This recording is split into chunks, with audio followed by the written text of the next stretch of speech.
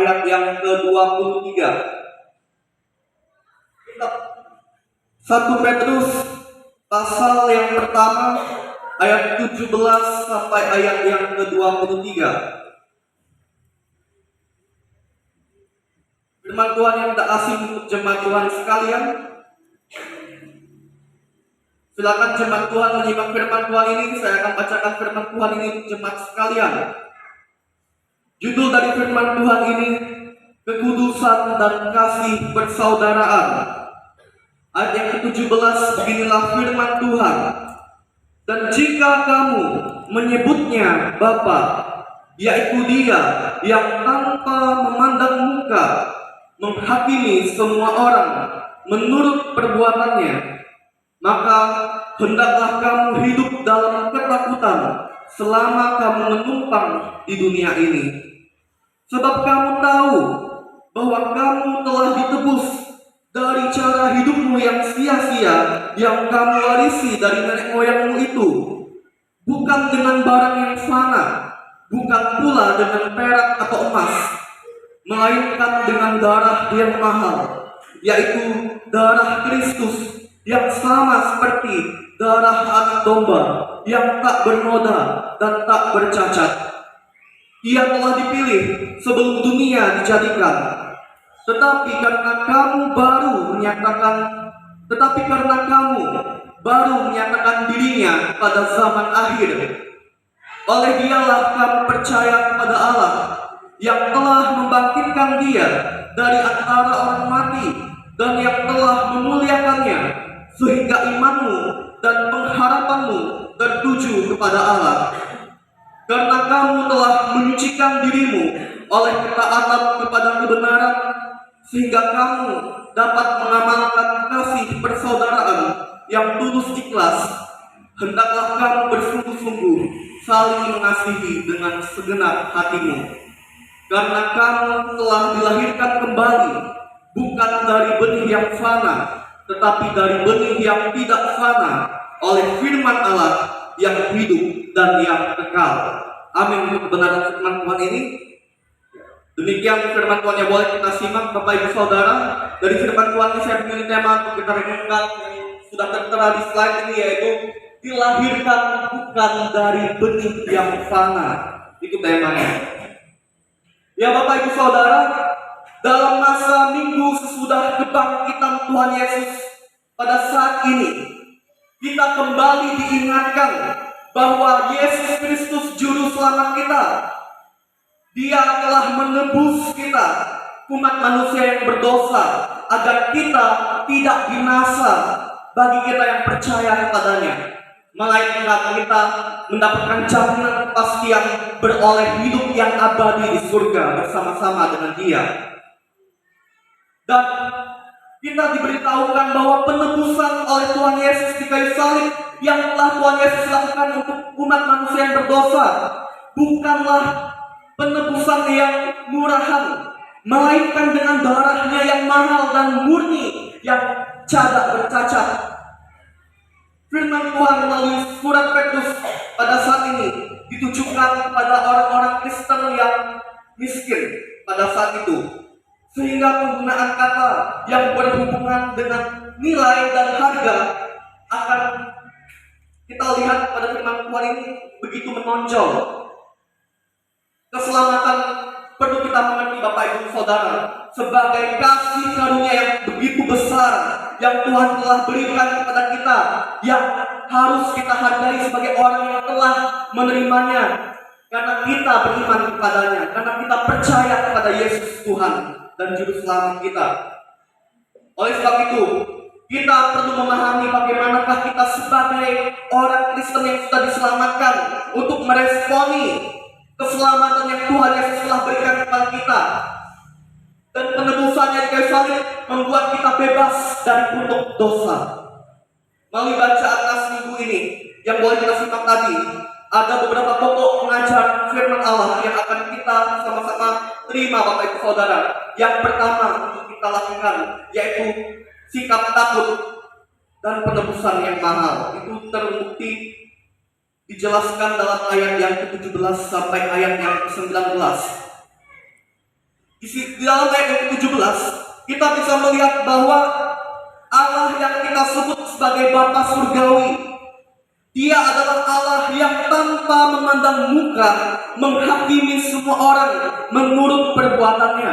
Itulah yang memberitahukan bahwa Dia adalah hakim yang adil, Allah yang maha adil. Dan kita diberitahukan oleh firman Tuhan ini untuk mengerti bahwa kita yang hidup di dunia ini hanyalah menumpang saja, dalam ayat 17 bagian B. Oleh sebab itu, kalau kita dikatakan menumpang dalam dunia ini, maka kita perlu memahami bahwa Tuhan mengharapkan kita hidup takut dengan penuh penghormatan kepada Tuhan. Bukan ketakutan karena hal-hal lain ya Bapak Ibu, tapi takut akan Tuhan. Takut akan Tuhan itu sama artinya menghormati Tuhan, mengutamakan Tuhan, menuruti kehendaknya, melakukan kehendaknya. Itulah bukti takut akan Tuhan. Dan tidak sampai di situ saja. Poin kedua saya bagikan untuk kita, bahwa dipilih sebelum dunia dijadikan. Kita dipilih sebelum dunia dijadikan. Dipilih untuk apa? Dipilih untuk menjadi milik Yesus, yang layak mewarisi harta surgawi, yang berhak mewarisi kasih karunia dan berkat Allah secara rohani. Itu dia. Dan itulah yang menjadi jaminan bagi kita umat yang percaya kepada Tuhan. Tuhan sudah memilih kita sebelum dunia dijadikan, sebelum kita dikandung oleh ibu kandung kita. Sesungguhnya Tuhan sudah memilih kita, menetapkan kita, dan menghendaki kita hadir di dalam dunia ini untuk menjadi saksinya, untuk menggenapi kehendaknya. Bapak Ibu Saudara, itu yang juga menjadi hal penting untuk kita mengerti, bahwa kita jangan menjadi orang Kristen yang tidak tahu apa tujuan hidup kita dalam dunia ini sebagai pengikut Yesus. Dan tidak sampai di dalam hal itu saja.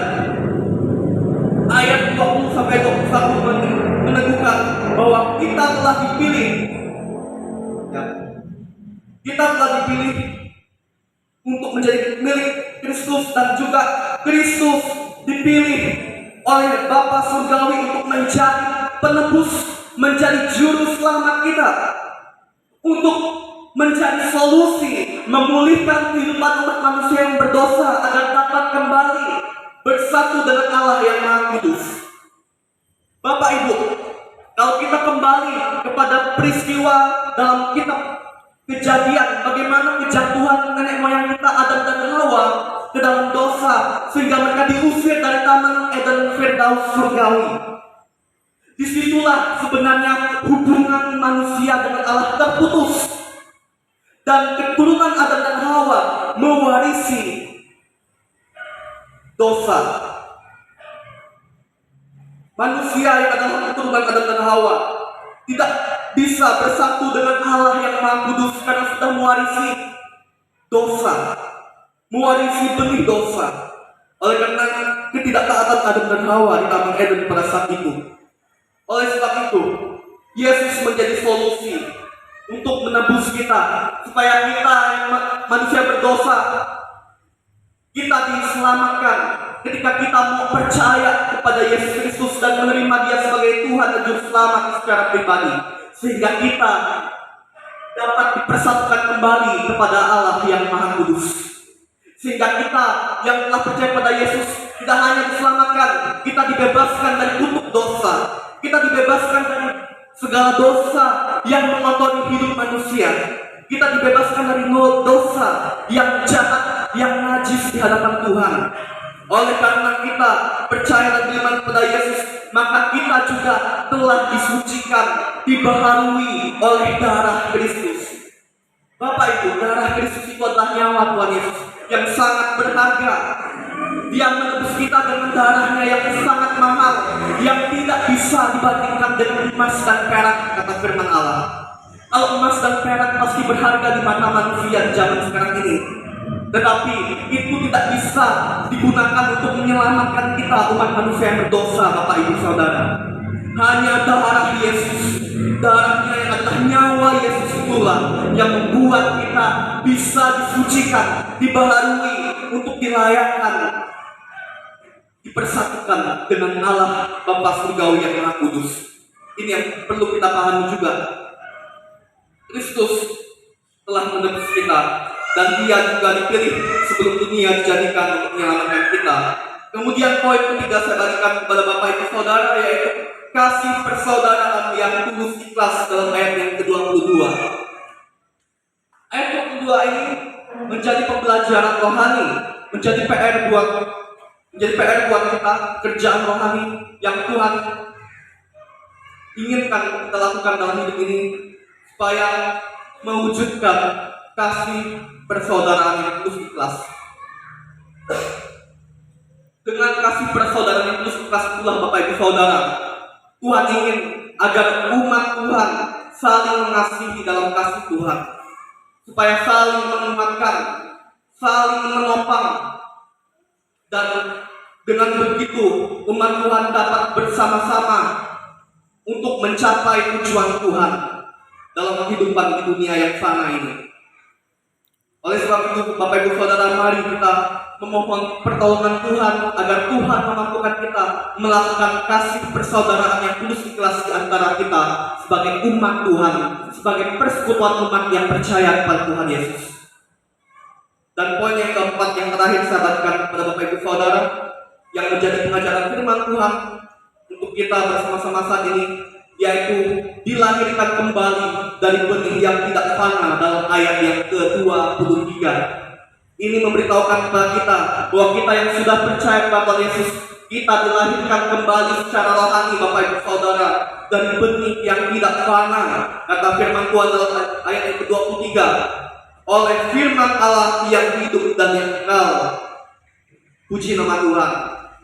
Itulah yang membuat kita layak di hadapan Tuhan, bukan karena usaha kita secara manusiawi, bukan karena kemampuan kehebatan diri kita sendiri sehingga kita bisa layak diselamatkan, layak di hadapan Tuhan, tetapi oleh karena kita telah dilahirkan kembali oleh firman Allah yang hidup, yang sungguh menjadi anugerah terbesar bagi kita orang yang percaya kepadanya. Oleh sebab itu Bapak Ibu Saudara, jangan sia-siakan karya penebusan Yesus yang sudah Yesus lakukan kepada kita. Oleh firman-Nya yang hidup dan abadi itulah yang membuat kita semakin dibaharui, semakin layak di hadapan surga. Dari firman Tuhan, apakah Bapak Ibu Saudara belajar sesuatu? Marilah kita memaknai firman Tuhan ini untuk senantiasa hidup di dalam kekudusan dan kasih persaudaraan yang Tuhan inginkan melalui firman-Nya saat ini, agar kita lakukan firman ini dalam kehidupan kita setiap hari. Bersyukur untuk firman ini, kita berdoa. Terima kasih ya Tuhan untuk firman-Mu yang boleh sama-sama kami renungkan pada saat ini. Karya penebusan-Mu Tuhan Yesus sungguh sangat besar bagi kami, untuk menebus dan menyelamatkan kami umat manusia yang berdosa. Kami tidak bisa dengan kemampuan kekuatan kami secara manusiawi melepaskan diri kami dari belenggu dosa. Tapi Yesus Tuhan dan Juru Selamat kami rela mengorbankan nyawa, menebus kami dengan darah yang sangat mahal untuk menyelamatkan kami manusia yang berdosa. Terima kasih ya Tuhan. Kiranya firman-Mu yang boleh mengajarkan kami saat ini tidak berlalu begitu saja, tetapi kami lakukan dalam kehidupan kami hanyalah untuk memuliakan-Mu ya saja ya Tuhan. Ya Tuhan, kabulkanlah doa kami ini. Demi nama Yesus Kristus Tuhan kami berdoa, haleluya, amin.